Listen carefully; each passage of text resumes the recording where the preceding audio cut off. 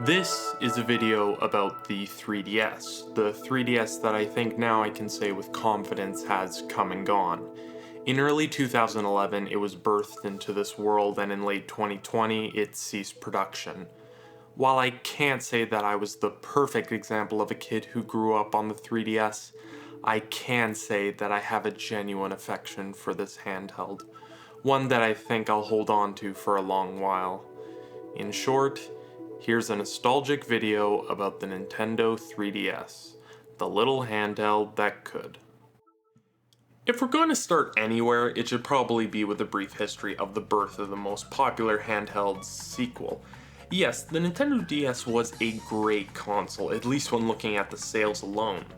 It sold more than 35 million more than its runner-up for the most successful gaming handheld, that being the Game Boy/Game Boy Color. With this in mind, it's easy to imagine the level of hype the next DS would get. Very early on, there were many rumors and speculations about the release of the DS's sequel console.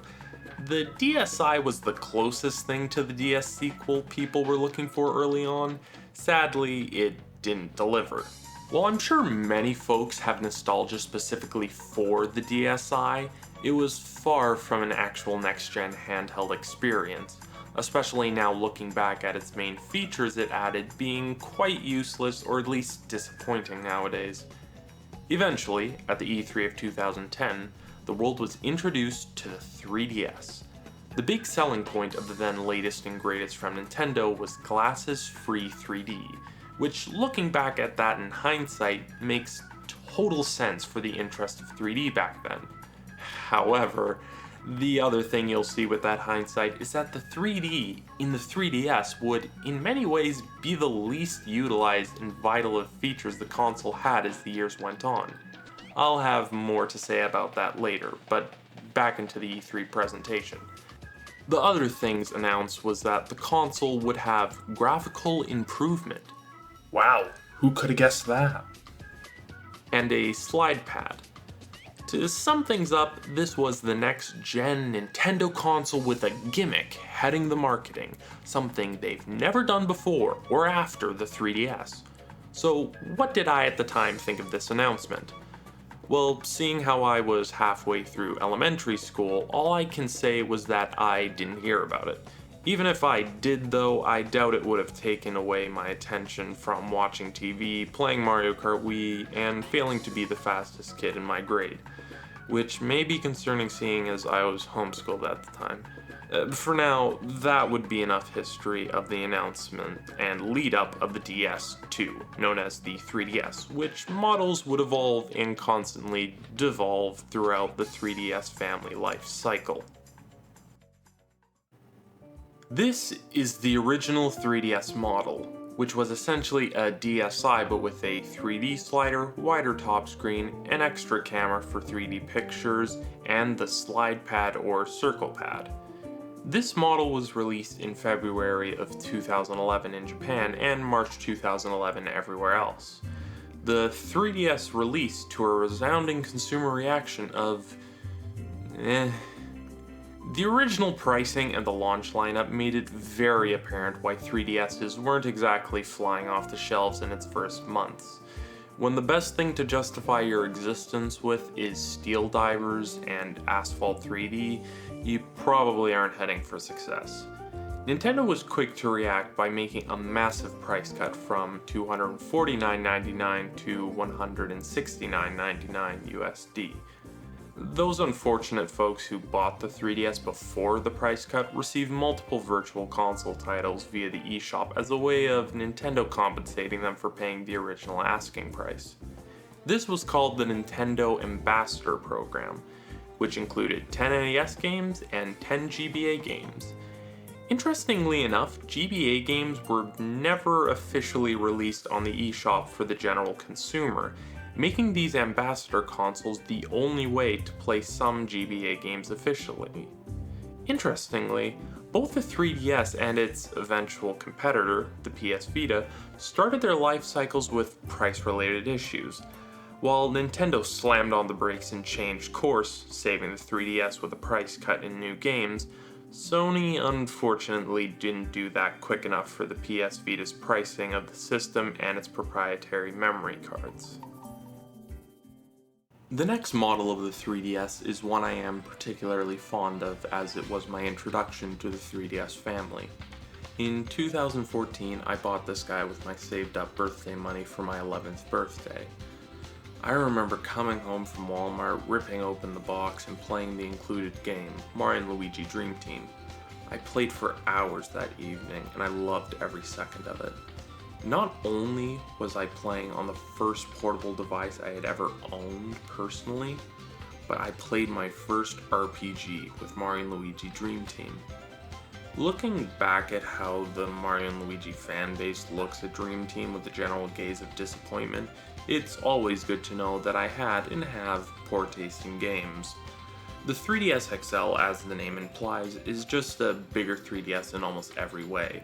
A much larger screen, larger build, and unfortunately the larger price at $199.99 US. This model fixed some issues with the original 3DS, like these marks, commonly left from the bottom half of the device on the top screen. However, there were trade-offs with the cheaper plastic material, and I always felt the hinge was louder than it should.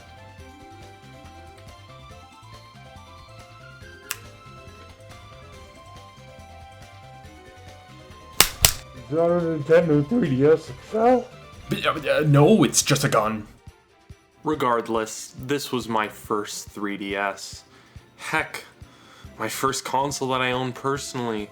So this guy will always have a special place in the tragic depths of my fractured heart. A little after a year after the release of the 3DS XL came Nintendo's most versatile handheld yet. It could play games and hold your door open. Yes, the 2DS was a downgrade in almost every way from the previous models. Its screen was small like the original 3DS, the plastic was cheap like the XL, and the lack of a hinge made this console far less portable. While it's technically possible to fit it in pockets usually only found in men's clothing, you're bound to get some unwanted looks. Oh yeah, it also removed the 3D feature. Oh no! Anyway. This system was designed for children and people who wanted an easy and inexpensive way to play a few games. It arrived with an MSRP of $129.99 US and almost always came with a digital copy of Mario Kart 7. The price tag justified a lot of the device's design elements to cut the cost. The design also seems to be the most sturdy compared to all other 3DS family models. Is it indestructible? I have yet to disprove that. The following line of models was the new 3DSs.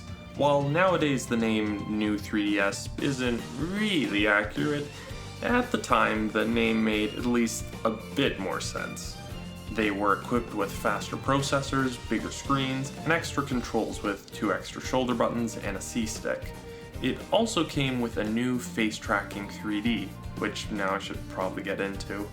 While the 3DS's main gimmick was the glasses-free 3D, the original models weren't exactly the best with 3D.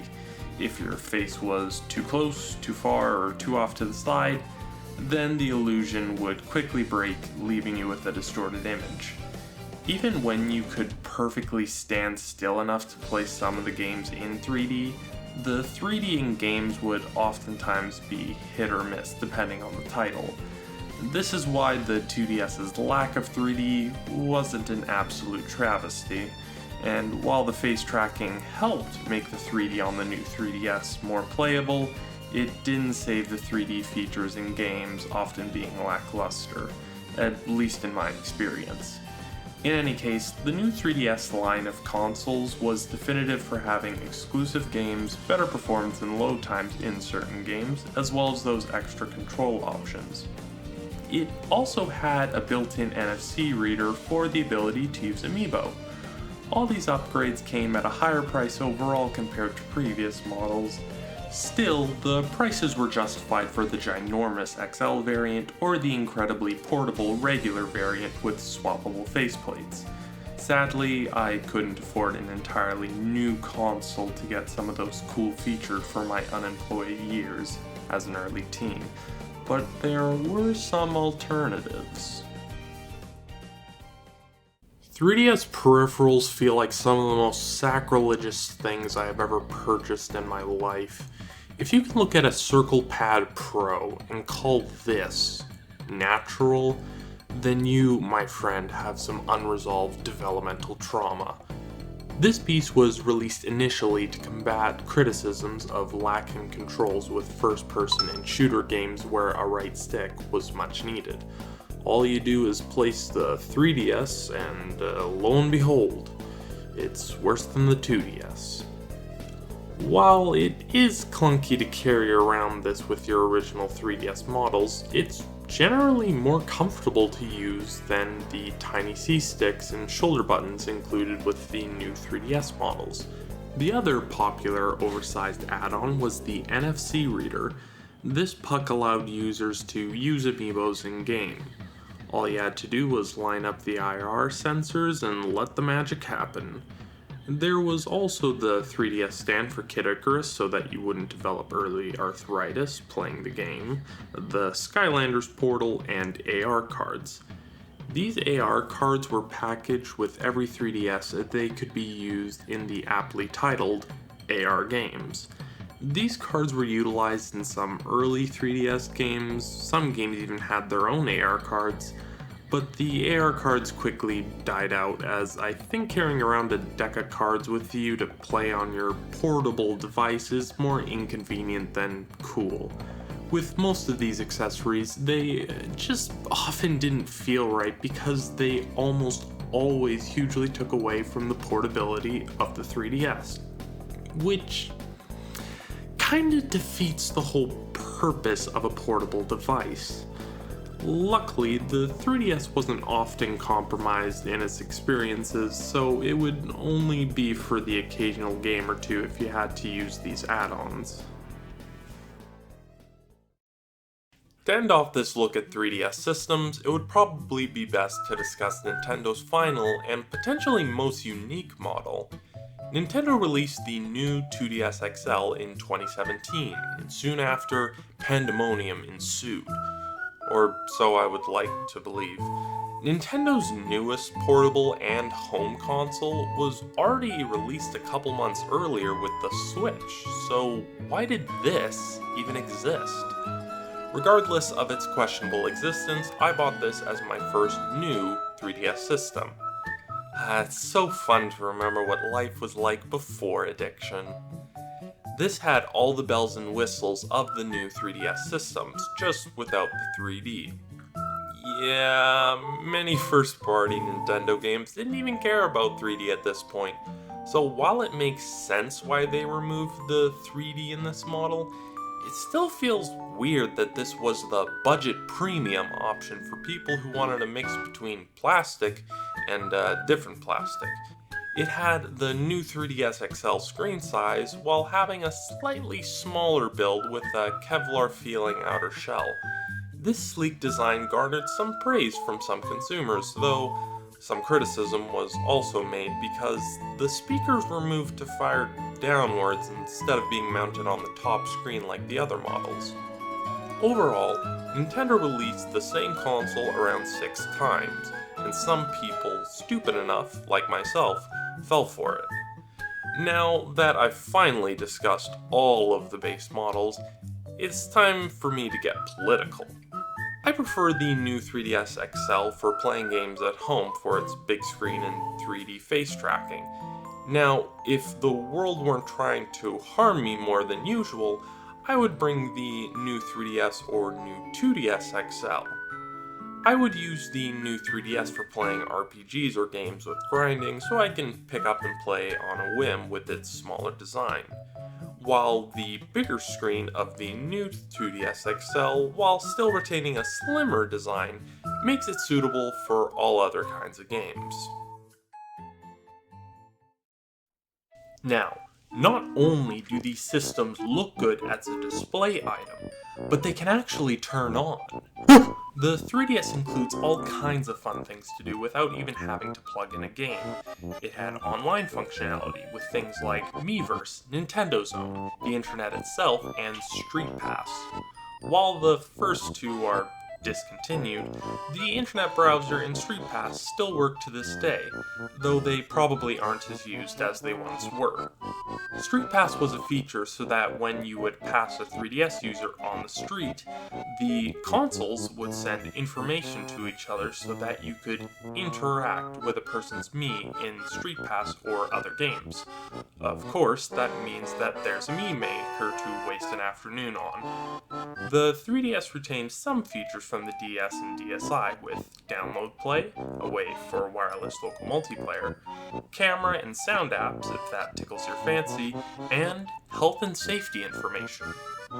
Nowadays, one of my favorite features/applications that Nintendo introduced, and sadly hasn't really reintroduced, was the activity log. Get statistics on all the games and software you have ever opened to discover that you really do have bad taste in games. The 3DS also comes preloaded with the aforementioned AR games and face raiders, both augmented reality games that, while fun when you first receive your consoles, aren't worth much, in my opinion, after 10 minutes of play. However, the two biggest things for me in my 3DS Prime days were the eShop and customization options.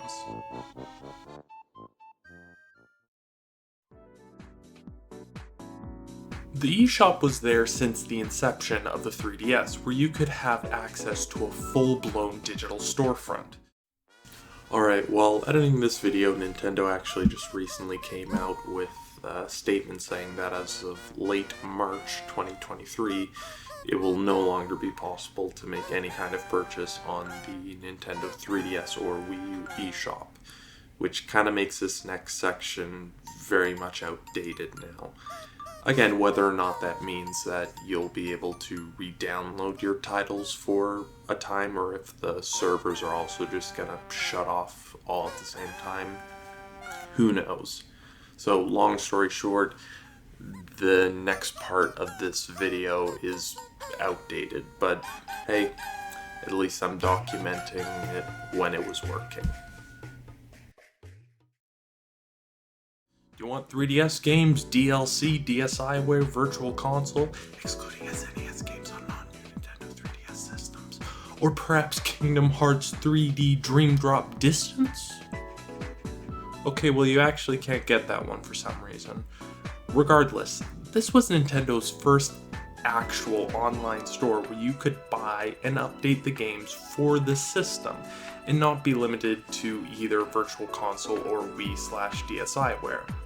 If anyone ever asks me why I'm in debt, I'll always blame the eShop. A theme and badge online storefront also came out over the 3DS's lifespan.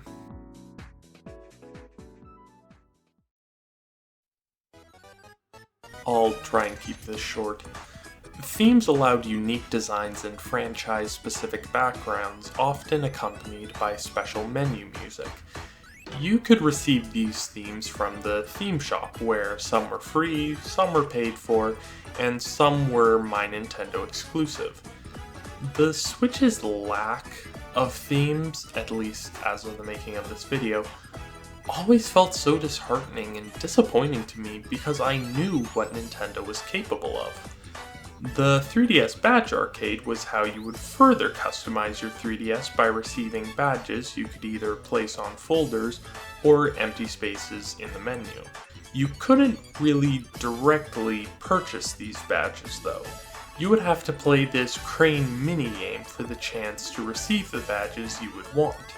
You would get a couple of free turns every day, but if you ran out of turns without receiving a bonus try occasionally, then you would have to pay to play for the rest of the day. The badges were constantly swapping, so if you didn't act fast, you might never see that badge for a while. So, long story short, Nintendo dabbled its hand in child-focused gambling. Don't you just love capitalism?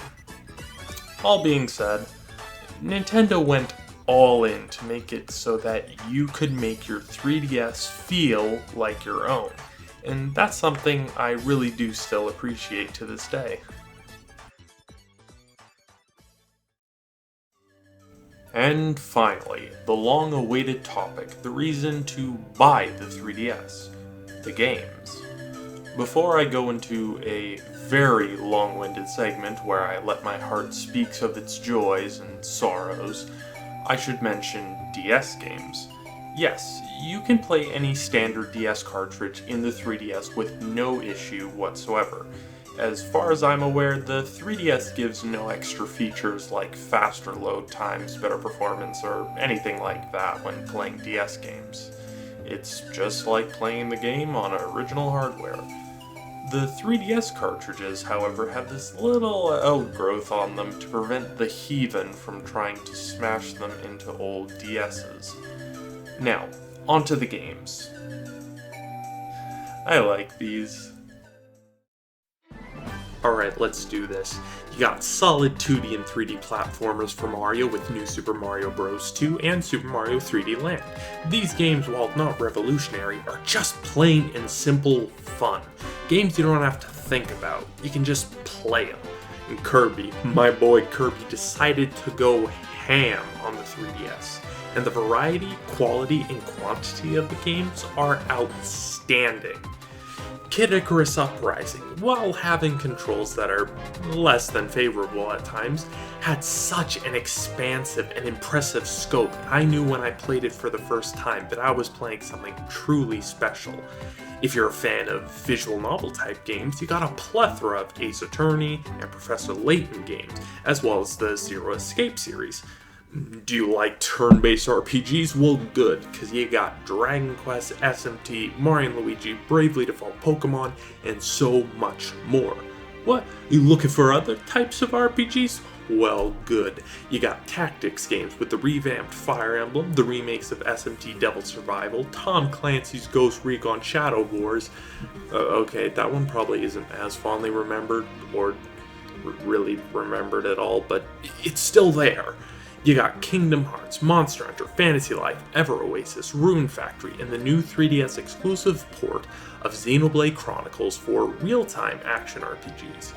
And speaking of ports, Tales of the Abyss, Donkey Kong Country Returns, Poochie and Yoshi's Woolly World, Captain Toad's Treasure Tracker, Rayman 3D, and Cave Story 3D, all being proper ways to play these games on the go. And when discussing ports, one has to mention remakes. The Legend of Zelda remake for Ocarina of Time is a perfect remake with updated visuals, frame rate, and content to easily make it the most definitive way to play. There's also the fantastic Star Fox 64 remake that, while not as impressive as Ocarina of Time in my eyes, is the best way to play this game single player. The Majora's Mask remake wasn't as good as they changed and restricted a lot of things from the original, but even so, it is a decent way to play, especially if you install the restoration mod. And to finish off the Zelda series, you had the fantastic top-down Link Between Worlds and the flawed but incredibly fun with friends Triforce Heroes. There also was a port of the Wii U Hyrule Warriors, but that ran poorly on original 3DS hardware, and even on new 3DS, it was far from the best way to play. Some other big names I should mention are the grand return of Luigi's Mansion with Dark Moon, the fast-paced fun of Samus Returns. There was Mario Kart 7 and Super Smash Bros. For competitive multiplayer games. Unfortunately, this is also where Mario Party began to flop in quality, but even so, I enjoyed many parts of these games. And for my atrocious game opinions, I present my affection for this game. You guys didn't give it a fair chance. It's flawed, but with friends, it can be fun.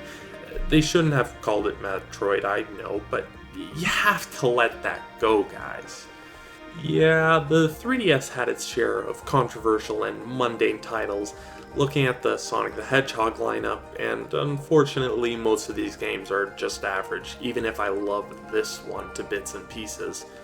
Some of the Mario and Luigi originals and remakes were criticized often, and games like Hey Pikmin and Chibi Robo Ziplash disappointed longtime fans tremendously. Wow, if I keep talking about the failures of the 3DS, I'm going to cry. Let's look at some smaller eShop and indie games. You got Shovel Knight, SteamWorld Dig, Gunman Clive, Mighty Switch Force, Box Boy, and the Mo games? All being outstanding series that got their starts here, and there's still so much more I could talk about. I just listed the names for what feels like an hour, yet I still feel like there's more to say. I could review so many of the 3DS lineup, and that alone would take me to my deathbed. The 3DS games weren't groundbreaking or revolutionary. They were just fun games to play, and isn't that the point of video games at the end of the day? When trends are often to make games large open and immersive worlds, deep and novel-like stories, or live multiplayer service games to sink hundreds of hours into, I can appreciate the 3DS's simple approach with games. I'm not saying that the 3DS is lacking in substance or grandiose. I find its lineup just being content with its existence. It didn't try to be more successful than the DS, and Sony's lack of competition meant developers could just release games for the console. This device was primarily designed for kids, and the 3DS was precisely what I needed in my games at the time. For me, the 3DS felt like the perfect game system. It wasn't targeted towards hardcore or casual players exclusively, and it didn't need me to sink hundreds of hours or emotions into my games. If I wanted to play a game, it just felt like a game, not a Wii, Wii U, or Switch game, not a PlayStation game, and not an Xbox game. To me, it just felt like the 3DS didn't have a distinct identity or flavor to its fun, and I think that's why I love it so much. The title of this video describes me as having nostalgia for this device, and even though it's only been since 2020 that it's been discontinued, I think I have a genuine nostalgia for it. If you didn't already pick this up, I'm pretty young. I've been out of high school for almost a year now, and I'm working full-time. A lot has changed for me, and I'm still trying to navigate life as a whole. Because of what feels like a rapid succession of maturity, I feel like the 3DS was such a long time ago. Though only a couple of years ago, I was a young teen playing on that lovely little device, and now I'm working and living as an adult in many ways. I was a kid when I played my 3DS, and now I'm less of a kid, so I feel like I have true nostalgia for this console. I'm not saying that my opinions on the 3DS won't change or that I'll stop playing it seriously. It's just that now I play it on an adult's schedule and through an adult's lens. And I've lost what innocence I had as a child that allowed me to play flawed, rushed, and mundane games as if each was a treasure. I decided to write this script as I had a mild existential crisis when I realized I wasn't sure what I wanted to do to live my life. I decided on making a video on this topic to try and explore some creative options for spending my time working towards something. You, the viewer, assuming you made it this far, are the ones who decide what I do with these videos in the future. If you enjoyed this video, like and comment. If you hated it, please dislike and comment. And if you are a bit in between, just comment. I doubt many people will see this, and that's alright. All I want in the end is to create something that I can be proud of. And after all this talking, I think I can go on a break for a bit. Thank you for watching. I hope you have a lovely morning, afternoon, and evening.